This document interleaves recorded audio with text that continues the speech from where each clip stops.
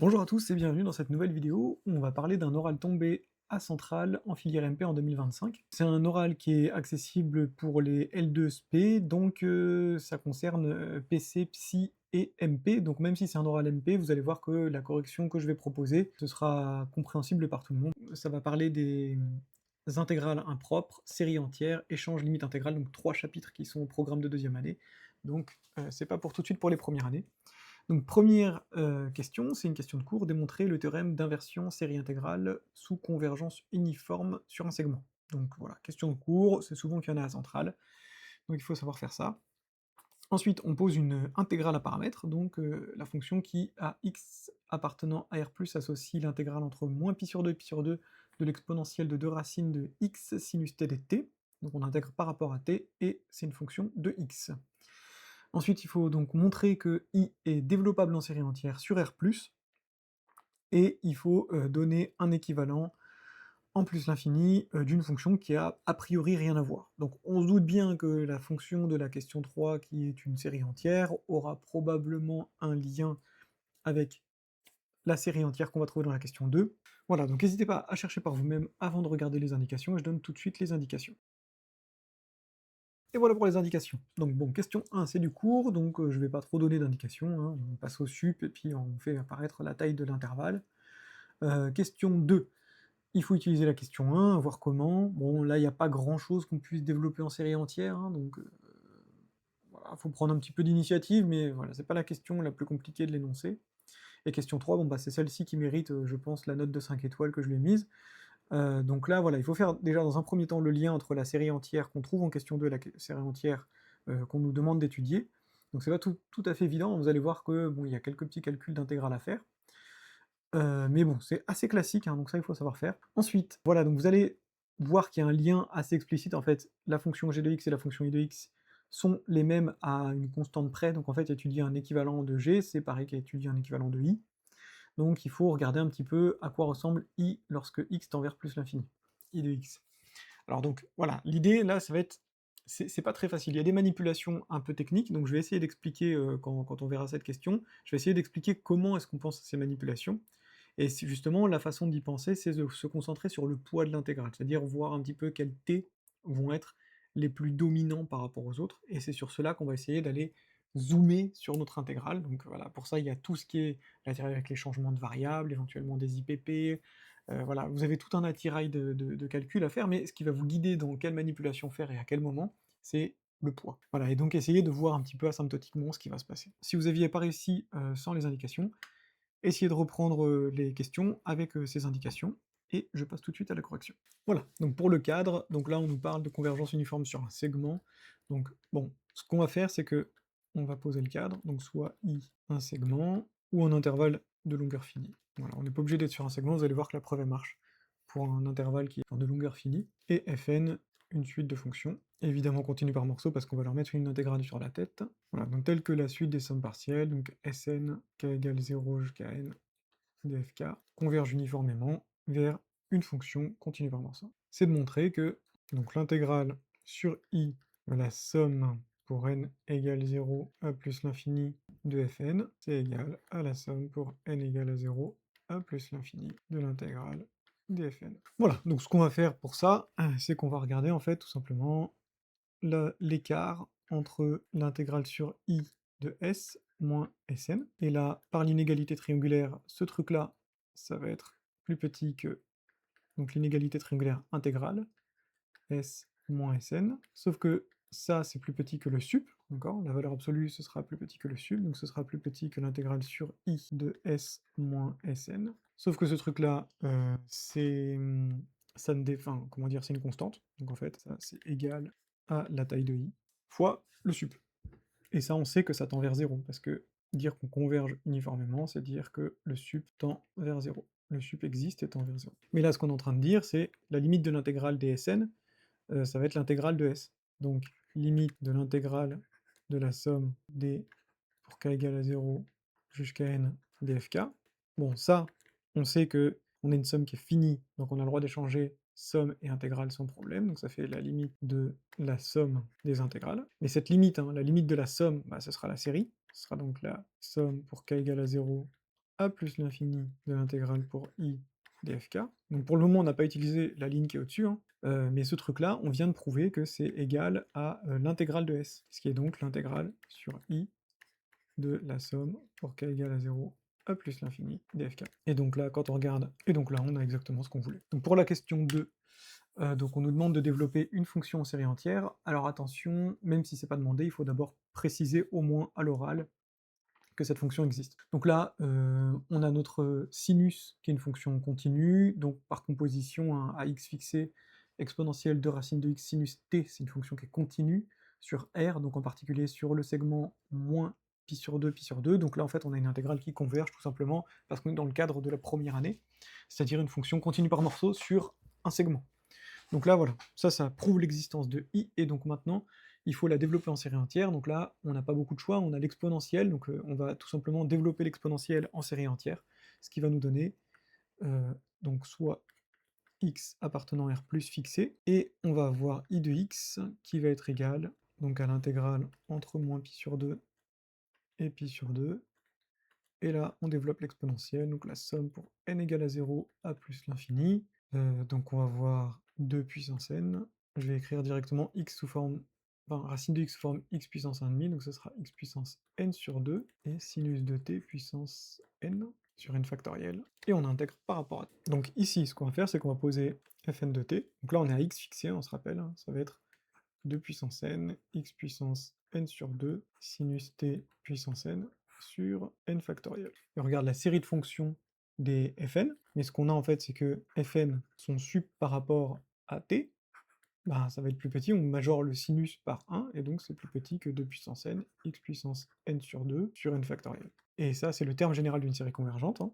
Donc la série des fn converge normalement, donc uniformément. Et donc, on a i de x qui est égal à la somme pour n égale à 0 à plus l'infini, de l'intégrale entre moins pi sur 2 et pi sur 2. Donc là, on peut sortir les constantes, on va mettre 2 puissance n, n factoriel, et x puissance n sur 2 fois sinus de t puissance n dt. Donc là, ça ressemble un peu plus à une série entière. Le problème, c'est qu'on a éventuellement des facteurs 3,5 par exemple. Là, on a du x puissance 3,5, donc c'est pas encore une série entière. Et donc, on se doute bien que quand on aura des n impairs, et ben c'est que ça va disparaître. Et là, maintenant, ça nous saute aux yeux, parce que en fait, quand on est en train d'intégrer sur un intervalle qui est symétrique par rapport à 0, et lorsque n est impair, puisque la fonction sinus est une fonction impaire, on aura une composition de fonctions impaires, et donc on intégrera une fonction impaire sur un intervalle symétrique, donc ce sera 0. Pour n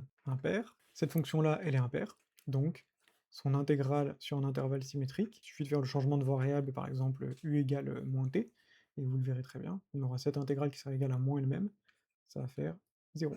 Donc on peut en fait sommer directement sur les termes pairs, ce qui fait que i de x, ça va être égal, donc des 2 puissance 2n, x puissance n sur 2n factoriel. Ok, et donc ça nous permet de conclure que pour tout x appartenant à R+, notre fonction i de x, elle va s'écrire de cette façon-là. Donc là, par exemple, une perte de temps, ce serait d'étudier le rayon de convergence de la série entière i de x, parce qu'en fait, tout simplement, on sait qu'elle converge pour x qui est arbitrairement grand, ce qui veut dire que le rayon de convergence, il est plus grand que tous les réels, et donc il est infini. D'accord. Donc là, le rayon de convergence, on sait que c'est plus l'infini. Donc elle est développable en série entière sur R+, donc attention à pas dire qu'elle est développable en série entière sur R, tout simplement parce que, certes, la fonction qui est à droite, c'est-à-dire la série entière, est définie sur R tout entier, mais I, elle, n'est définie que pour x appartenant à R+, puisqu'il y a une racine, hein, dans sa définition. Donc on passe à la question 3, et je vais la remettre sous nos yeux. Voilà, donc pour cette question 3, évidemment, on va repartir de i de x en espérant trouver un lien avec g, sinon de toute façon on ne voit pas comment faire. Donc i de x, on se rappelle que c'est la somme pour n égale à 0 jusqu'à plus l'infini, des 2 puissance 2n sur 2n factoriel, x puissance n, intégrale de moins pi sur 2 à pi sur 2 de sinus 2nt dt. Donc là, on va calculer en fait l'intégrale. Donc on pose jn qui va être égal à l'intégrale entre moins pi sur 2 et pi sur 2 de sinus 2n de t dt. Donc ça, pour les étudiants en prépa, c'est un calcul qui est à savoir faire impérativement. C'est pas très facile, mais c'est assez classique, d'accord? Donc essayez de calculer cette intégrale. Donc pour ça, essayez de trouver une relation de récurrence grâce à une intégration par partie. Donc n'hésitez pas à mettre en pause si vous voulez essayer par vous-même, et je le fais tout de suite. Donc ce qu'on va faire, c'est que on a J0 qui va être égal évidemment, donc là, pour J0, on va intégrer 1 entre moins pi sur 2 et pi sur 2, donc ça fera en fait un intervalle d'amplitude pi, donc ça fera pi. On intègre 1 sur... voilà. Ensuite, pour tout n supérieur ou égal à 1, on va, en fait, on fait une intégration par partie en posant u qui va être sinus puissance n moins 1 de t, et v' qui va être sinus de t. Voilà, pardon. Et en fait, ça change pas grand-chose, hein, mais on va commencer à 0. Je vais mettre en bleu pour bien signifier que j'ai changé cette borne. Tout simplement parce que comme à l'intérieur, cette fois-ci, comme le sinus, il est impair, et que l'évaluation au carré, c'est une fonction paire, donc là, on va avoir une fonction paire qu'on intègre sur un intervalle symétrique. Ce sera la moitié de l'intégrale entre moins pi sur 2 et pi sur 2. Voilà. Donc les calculs seront peut-être un tout petit peu plus simples avec le 0 qui est là, mais bon, on gagne pas grand-chose, c'est voilà, c'est facultatif. Donc ici, on a Jn qui va être égal à donc l'intégration par partie, donc on va se retrouver, là on va devoir primitiver ça, donc comme primitive on va choisir moins cosinus, donc ça fera moins cosinus de t, le u on le laisse tranquille, 2 puissance n moins 1 de t entre 0 et pi sur 2, et ici, donc on va avoir un moins l'intégrale, donc on va avoir vu', donc on a un moins qui va aussi venir du cosinus, donc on va mettre directement un plus. U', on va avoir du 2n-1 qui va sortir, et on va se retrouver ici, donc on aura un autre cosinus, et pour faire U', on va se retrouver avec du sinus prime, c'est-à-dire du cosinus, donc on va mettre directement du cosinus au carré, et donc on a notre constante qui est sortie, l'exposant, et on va avoir du sinus, donc sinus 2 puissance n-2 de t dt. Et donc là, bon, on aimerait bien se ramener quand même à des fonctions qui ressemblent à Jn, donc là on a du cos carré, on voudrait que du sinus, on va utiliser cos carré égale 1 moins sinus carré. Donc on va regarder ça. Donc le crochet, on va avoir du cosinus évalué en pi sur 2, ça fera 0, du sinus évalué en 0, ça fera 0, donc là le crochet disparaît, donc on a 2n moins 1, et ensuite en remplaçant cosinus carré par 1 moins sinus carré, on va avoir du sinus 2n moins 2, donc ça ce sera du jn moins 1, moins, donc là on aura du sinus 2 puissance n, donc sinus 2 puissance n ce sera jn, donc là on aura moins 2n moins 1 jn. Et donc, en passant tout du même côté, on va se retrouver avec 2n jn, qui est égal à 2n moins 1, jn moins 1, donc jn qui est égal à 2n moins 1 sur 2n jn moins 1. D'accord? Bon, là, je vais le faire un petit peu avec les mains, la fin de cette preuve, parce que bon, c'est une récurrence assez facile, et c'est assez classique aussi. Donc tout simplement, en fait, hein, si on répète le processus, on va avoir 2n moins 1 sur 2n, 2n moins 3 sur 2n moins 1, etc. Et on continue.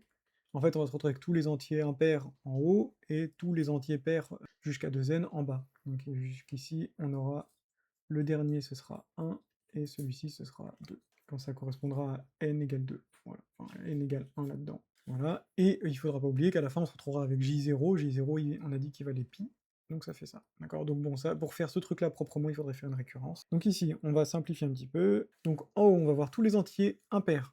Donc là, l'astuce, c'est de multiplier en haut et en bas par tous les entiers pairs. Donc ce qui fait qu'on va se retrouver en haut avec du 2n fois 2n moins 1 fois 2n-1, etc. jusqu'à 1. Donc là, en fait, on va retrouver 2n factoriel. En bas, bah, on doit compenser les termes pairs qu'on a mis en haut, donc on va les mettre au carré. Donc on aura 2n au carré, 2n moins 1 au carré, et ce jusqu'à 2 au carré. Donc en haut, on a dit 2n factoriel. En bas, on va sortir les deux, donc on aura 2 fois 2 fois 2 fois 2 fois 2, le tout au carré, et on en aura n, donc ça fera 2 puissance 2n. Ah, ça commence à sentir bon, hein, on voit avec les coefficients qu'on a de notre fonction i, et il nous restera quand même n fois n-1 fois n-2, etc.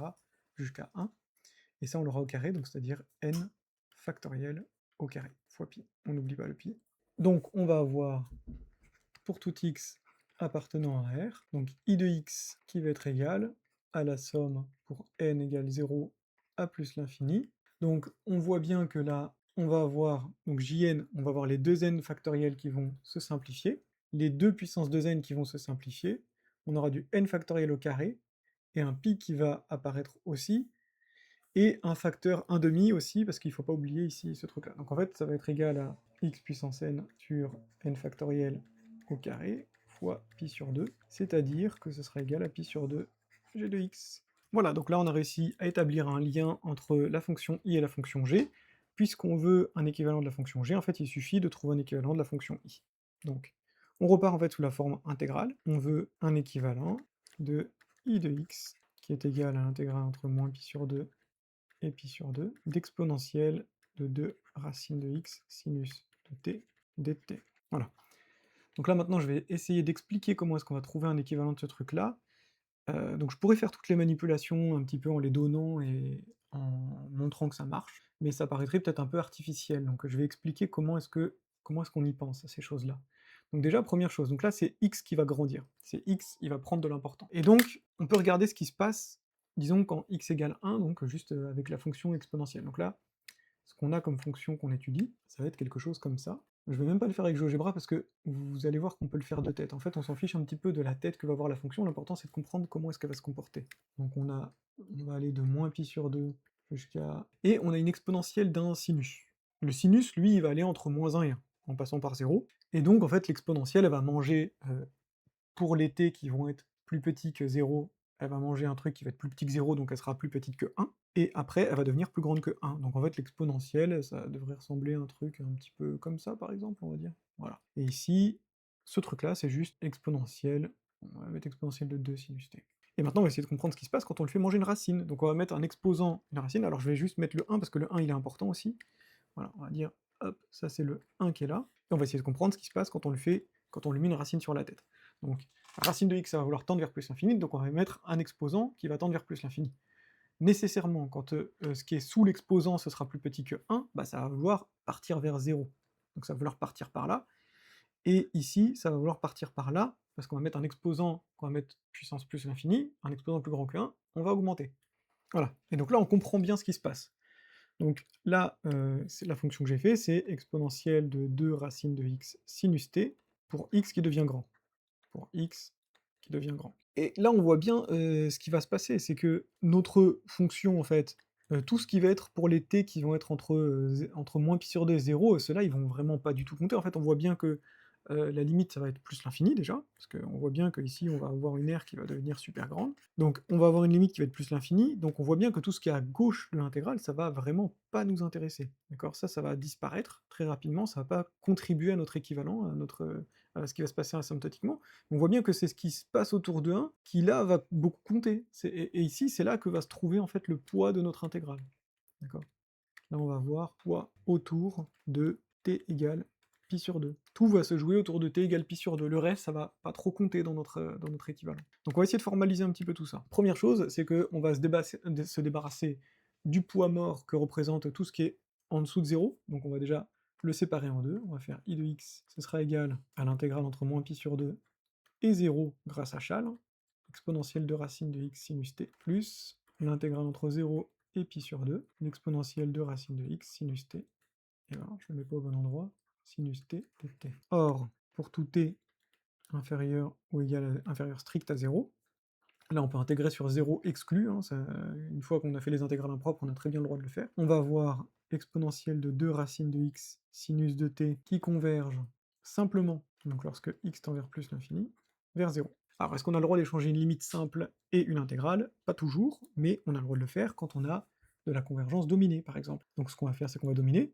Or, pour tout t appartenant à moins pi sur 2, 0, pour tout x appartenant à R+, exponentielle de 2 racine de x sinus de t, c'est plus petit que 1, et t associe 1 est intégrable sur... Bon, des fois je l'inclus, des fois je l'exclus, ça change pas grand-chose. Donc, par convergence dominée, l'intégrale entre moins pi sur 2 et 0, ça tend vers 0 lorsque x tend vers plus l'infini. Or, l'autre intégrale, hein, donc l'intégrale entre 0 et pi sur 2, bah en fait, la minoration qu'on a là, bah, pour t qui va être positif, on va avoir une autre fonction qui va être minorée par 1, ça va être plus grand que l'intégrale de 1, donc ça va être plus grand que pi sur 2, et on peut déjà en déduire, donc, i de x, c'est équivalent à l'intégrale entre 0 et pi sur 2 de exponentielle de 2 racines de x sinus de t dt. Donc déjà, première chose, hein, vous voyez, là on s'est déjà débarrassé d'un point mort, et vous voyez qu'on l'a fait de façon assez simple, hein. Enfin, certes, la convergence dominée, c'est pas un théorème qui est super évident, Mais vous voyez que rien qu'avec le graphe de la fonction, quand on se représente un petit peu ce qui se passe, on a réussi à comprendre déjà qu'on peut se débarrasser de ce poids mort. Alors maintenant, on va essayer de comprendre, asymptotiquement ça, et toujours grâce au graphe, hein. Là, on est toujours en train de se concentrer sur le poids. Là, justement, on va se dire que c'est autour de π/2 que tout se joue. Donc en fait, ce qui nous intéresse, c'est que c'est autour de ces sinus de π/2 que tout va jouer. Sinus de π/2, ça va faire 1. Donc en fait, c'est autour de ce sinus qui va se passer les choses. Et donc ça nous fait penser à un développement asymptotique. Sauf que, et c'est là que c'est intéressant, on va pas faire un développement asymptotique de sinus en π/2, parce que les développements asymptotiques, développements limités, on les fait en 0 habituellement. Donc là, en fait, on va essayer de se ramener en 0. On va ramener le poids qui est en π/2, on va essayer de le ramener en 0. Comment est-ce qu'on va faire ça? Tout simplement avec un changement de variable. Donc ici, on va essayer de se ramener en 0. On va faire comme changement de variable, on va en fait remplacer t par π/2 moins t. Donc ce qui aura comme effet d'inverser les bornes, on va aller de π/2 jusqu'à 0, mais notre dt il va devenir moins dt, donc en fait on va remettre les bornes dans le bon sens, donc on va quand même avoir l'intégrale entre 0 et π/2 de exponentielle de 2 racines de x, et ensuite on va avoir du sinus de π/2 moins t, ça c'est une relation trigonométrique qui nous dit que sinus π/2 moins t c'est cosinus de t dt.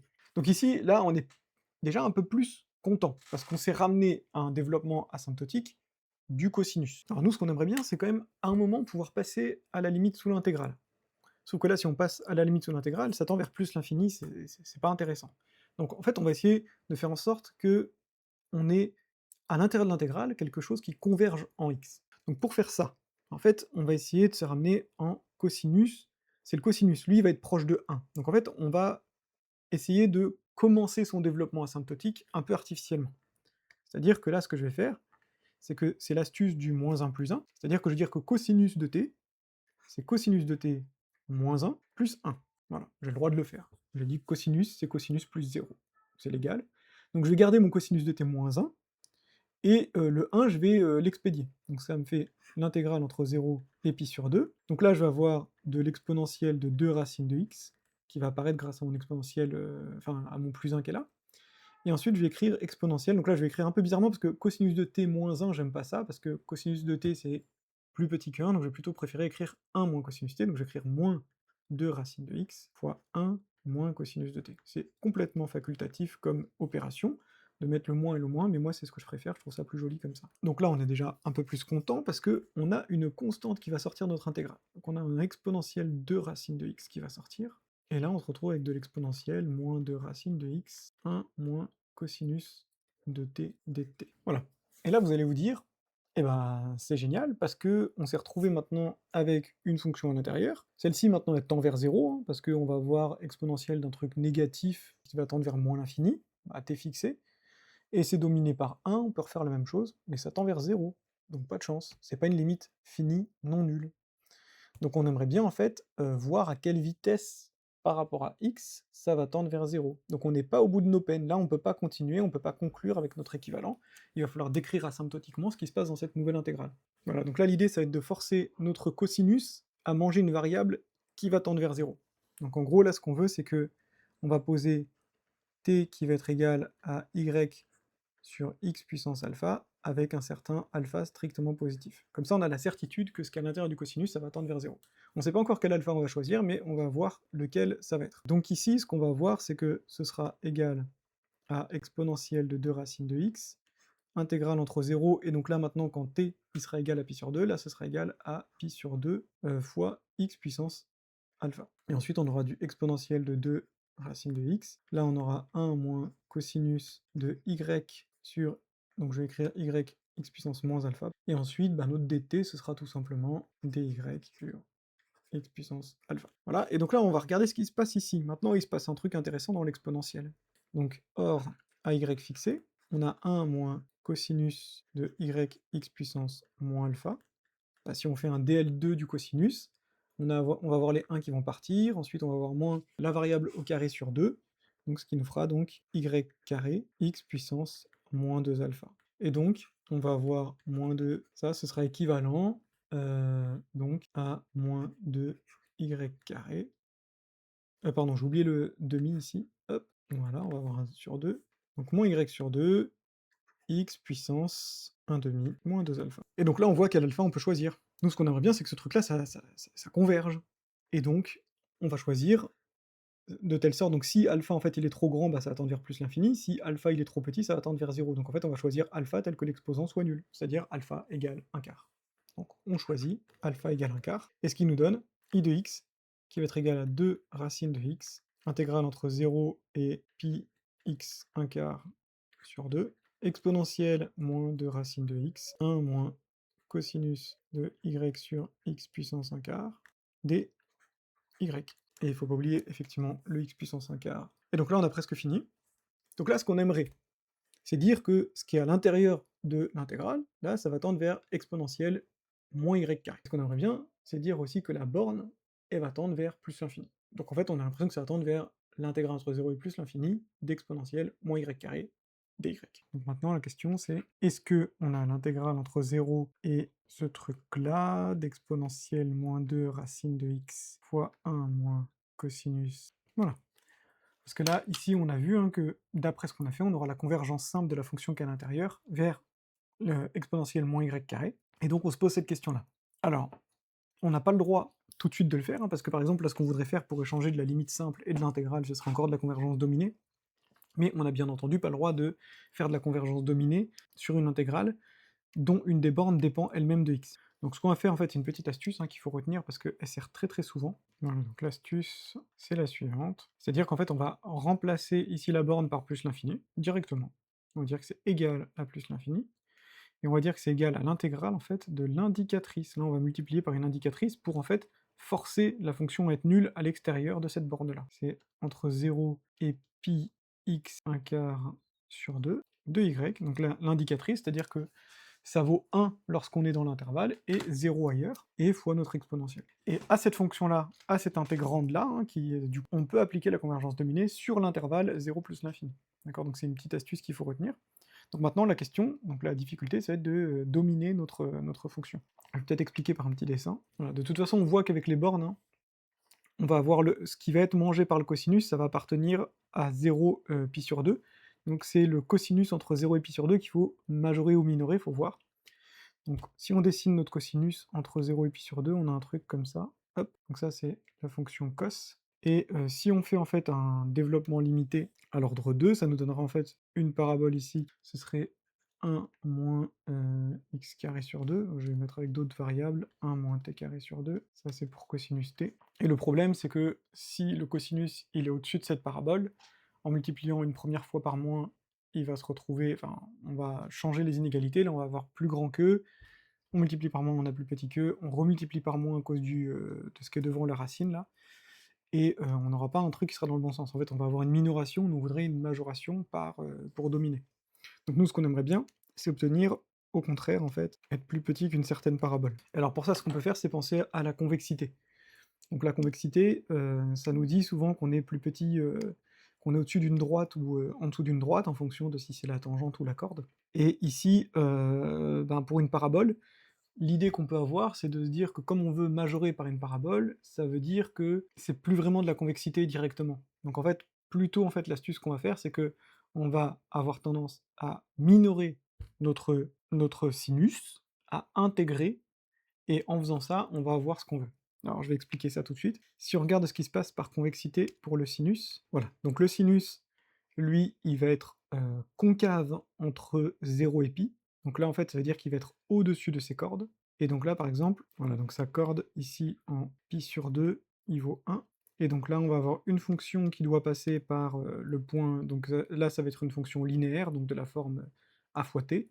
Et ici, on veut qu'en 1, elle vaille pi sur 2, donc en fait, ici, on a la droite 2 sur pi t. Donc ici, on a ça. Donc, ce qu'on a, c'est que par convexité, enfin par concavité, on a pour tout t appartenant à 0 pi sur 2, sinus de t, c'est supérieur à 2 sur pi t. Ensuite, ce qu'on a, c'est qu'on peut intégrer cette relation, donc on va intégrer entre 0 et x, pour x qui va être entre 0 et pi sur 2. On va avoir donc l'intégrale entre 0 et x de sinus de t, qui va être donc des t, qui va être plus grande que, donc là, si on intègre ce truc-là, on va se retrouver avec du 1 sur pi x carré, et donc ce truc-là, ça va nous donner 1 moins cosinus x, qui va être plus grand que 1 sur pi x carré, d'accord? On va voir que ça va nous suffire. Donc maintenant, ce qu'on va voir, c'est que, donc, pour tout x appartenant à R+, pour tout y appartenant à 0 pi x 1/4 sur 2, on va avoir donc 1 moins cosinus de x puissance moins 1/4 y, qui va être plus grand que 1 sur pi. Donc là, on va avoir x puissance moins 1 demi y carré. Et maintenant, quand on va multiplier par 2 racines de x, enfin par moins 2 racines de x, donc on va avoir exponentielle de moins 2 racines de x, 1 moins cosinus x moins 1/4 y, qui va être plus petit que... Donc là, on va supprimer ce truc-là, donc on va avoir exponentielle moins 2 sur pi y carré. Et là, on a gagné. Donc ça, c'est vrai pour tout y là-dedans, mais aussi, hein, grâce à l'indicatrice, hein, lorsqu'on est à l'extérieur de cet intervalle, en fait, la fonction qui va être sous l'intégrale, il va être aussi plus petit que cette fonction de domination. Et donc, en fait, on va même avoir, donc, pour tout y appartenant à R+, on va être plus petit que ce truc-là. Et donc cette fonction-là, à droite, bon, bah, c'est une fonction qui va être intégrable, hein. Par exemple, on peut voir ça en plus l'infini. Bon, elle est définie en 0, en plus l'infini, par croissance comparée, c'est un petit taux de 1 sur y carré. Donc ici, on a bien une fonction qui est intégrable, elle est continue par morceaux, donc en fait, on peut appliquer le théorème de convergence dominée. Et donc, par convergence dominée, on va avoir notre fonction qui va tendre vers la moitié de l'intégrale de Gauss. Et ça, c'est bien connu que ça fait racine de pi sur 2. En fait, l'intégrale de Gauss sur R, ça fait racine de pi, ça c'est facile à retenir, et donc là, on la coupe en deux, et par parité, ça fera donc la moitié de l'intégrale. Donc, conclusion, I de x, c'est équivalent, on a dit, à exponentielle de 2 racines de x sur x puissance 1/4, et on a dit que c'était aussi donc fois l'intégrale qui nous intéressait, là, et donc cette intégrale, puisqu'elle a une limite finie non nulle, elle va être équivalente à racine de pi sur 2. Et donc, g de x, c'est égal à 2 sur pi I de x, qui va donc être égal, donc les deux vont se simplifier, les racines de pi, pareil, donc on va avoir exponentielle de 2 racines de x sur racine de pi x puissance 1/4. Voilà, donc on peut le reformuler comme ça, g de x, ce sera cet équivalent-là.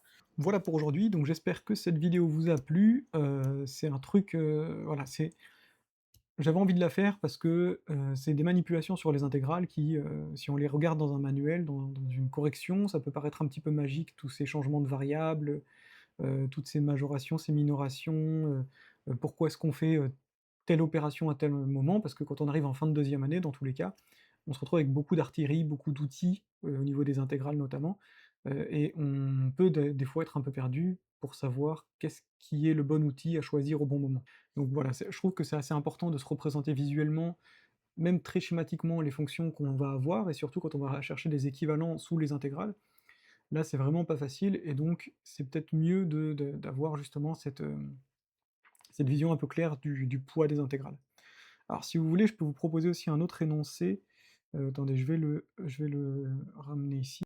Voilà, donc je vous ai mis un autre énoncé aussi de Central MP, donc un énoncé aussi de 2025, qui est un petit peu dans le même genre, donc ça mélange, des inversions, séries intégrales, séries entières, voilà, et puis il y a une question 3 où pareil on te demande un équivalent, et donc là il faut faire le lien avec les intégrales, qui est encore moins simple je trouve que celui qu'on a dans cet exercice qu'on vient de faire, hein. Je pense que l'exercice, ce deuxième exercice là sur l'écriture binaire, il est un peu plus compliqué, et je crois que dans la correction, j'ai fait des intégrations de relations de comparaison, donc peut-être que c'est par un énoncé aussi que les psy et les PC ils peuvent faire.